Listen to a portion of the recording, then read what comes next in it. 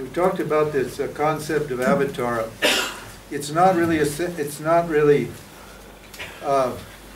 important for Vedanta. This is a Purana. This is an Itihasa, a Purana.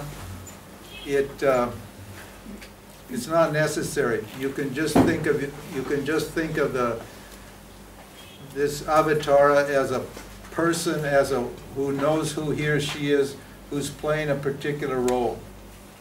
The avatar is like a role you play when what? When there's a need to hear the truth. Now, there's really no need for avatars now. You know why? You know why there's no need? No. Because there's plenty of enlightened people teaching Vedanta. Huh? Well, what do you need an avatar for? Look at all you people listening to this teaching. Huh? There's dozens of great teachers teaching Vedanta throughout the world today, so what do you need an avatar for? Because what is an avatar going to do for you? He's going to teach you Vedanta, isn't it? Duh! Huh?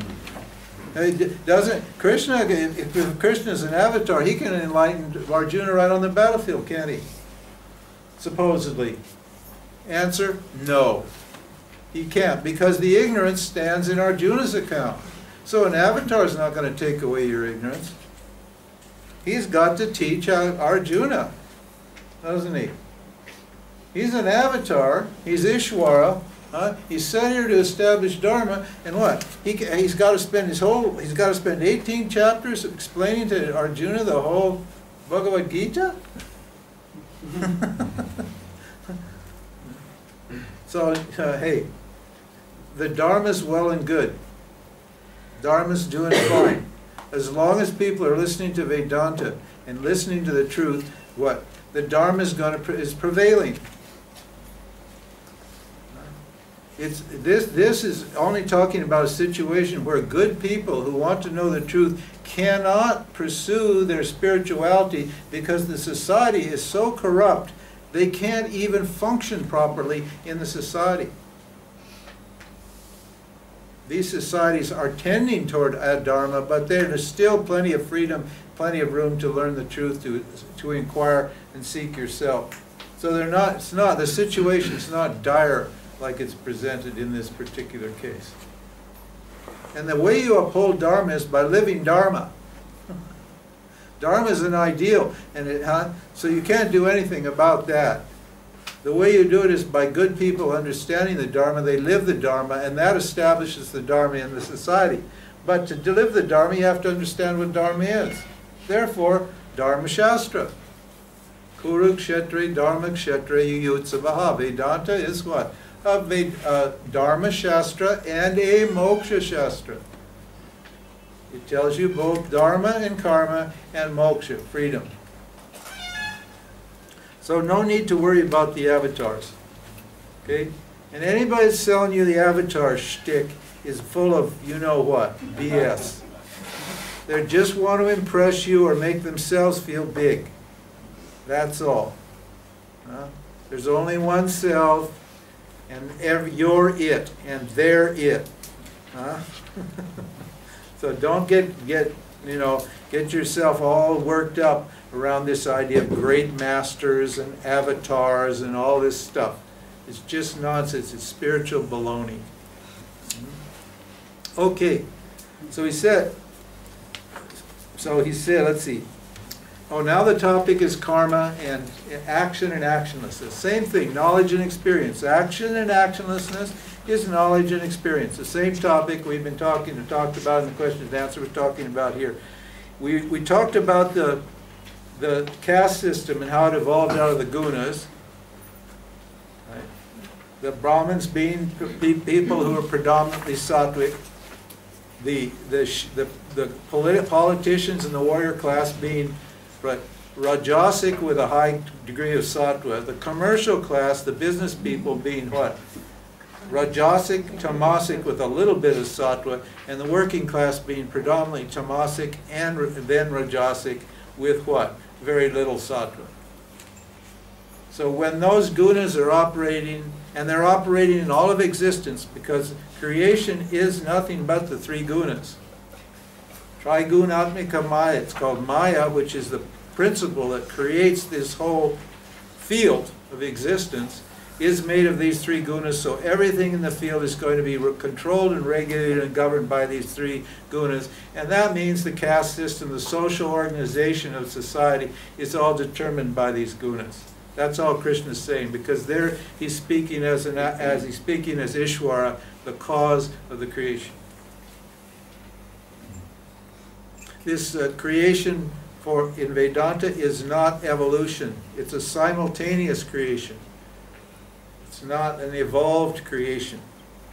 The reason we know it's not evolved, because you investigate any object in the field, it dissolves, or using a proper analysis and inquiry, it resolves or dissolves back into consciousness or awareness.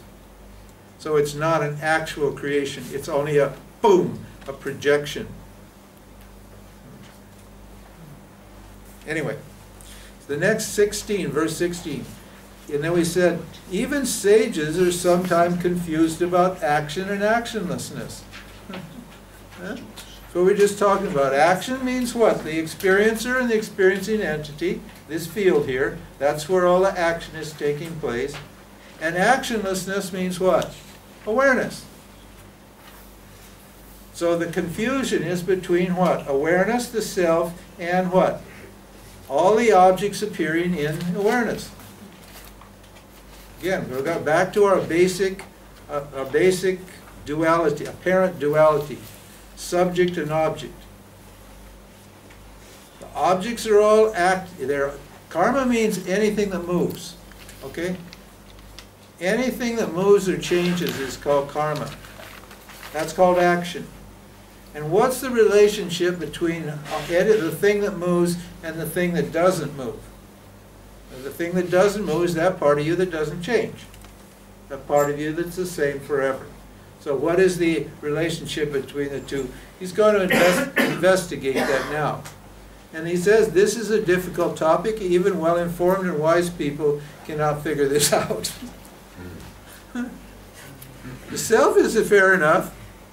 That's pretty straightforward. It's just consciousness. What more is it can say about it? We got about 20 minutes, you can get it very clear what awareness is, what consciousness is. You can't figure out anything down here because nothing here is real.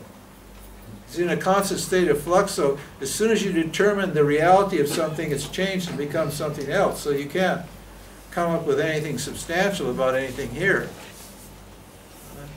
But now what we're trying to do is understand the relationship between this insubstantial apparent reality and the substantial reality that is your own consciousness or your own awareness.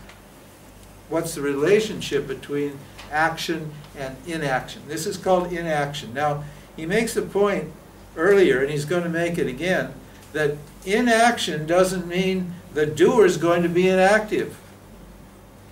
Huh? Oh yeah, no, I'm not doing anything. I'm just sitting still. I'm not doing anything. Well, hey, the doer never becomes actionless, ever. Why not? Huh? Because awareness is shining on the what? The field, and everything in here is constantly changing. So the doer is just is constantly active from womb to tomb. This doer is doing. It's thinking, it's walking, it's talking, it's eating, it's sleeping, it's digesting, it's breathing. There's never a second when the doer's not doing. So you don't think you're going to drop out and not do and attain a state of actionlessness. Because the self is not a state that you can attain. And you're already actionless. Already you're free of action, what? As awareness.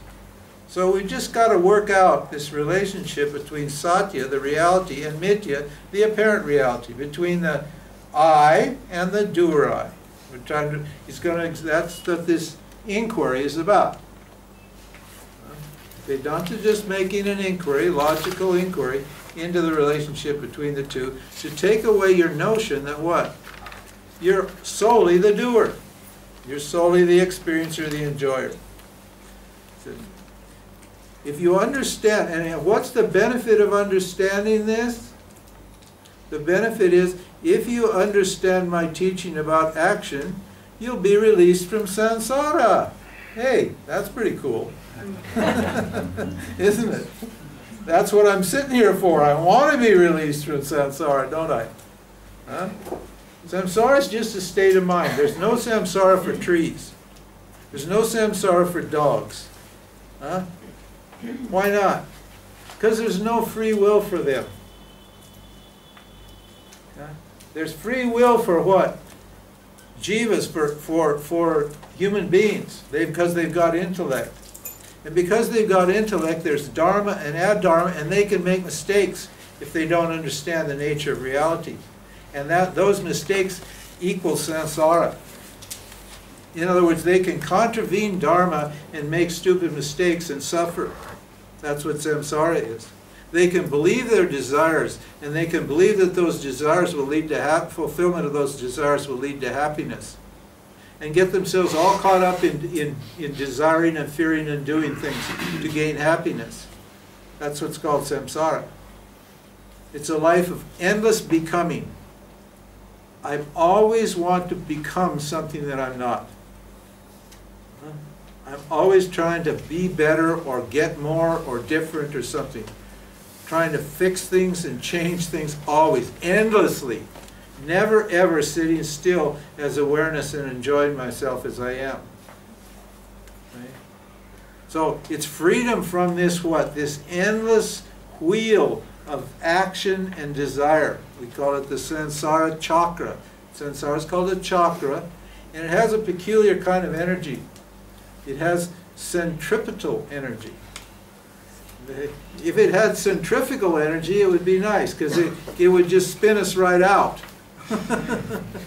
But it doesn't have centrifugal energy. It has centripetal energy. The more we involve ourselves with it, the more tightly tied up and bound we get. Not nice. You know, I love that image of Gulliver. You know Gulliver the giant? Huh? And he's just tied down by 1,000,000 little strings. Any one string, any 50 strings he could break, any 100 strings he could break. But 10,000 strings, little tiny threads, keep him tied down. That's samsara. I have 10,000 desires and fears and memories and experiences and fantasies and beliefs and opinions, and you name it. And all of those things, I identify with all of them. I think they all belong to me. And what happens? I just flat on my back. I can't move, and I want freedom. And the more I struggle against it, like a whirlpool, the more I struggle against this, the more tightly into it I get bound. And what he's saying here is what? The only solution is to distinguish what?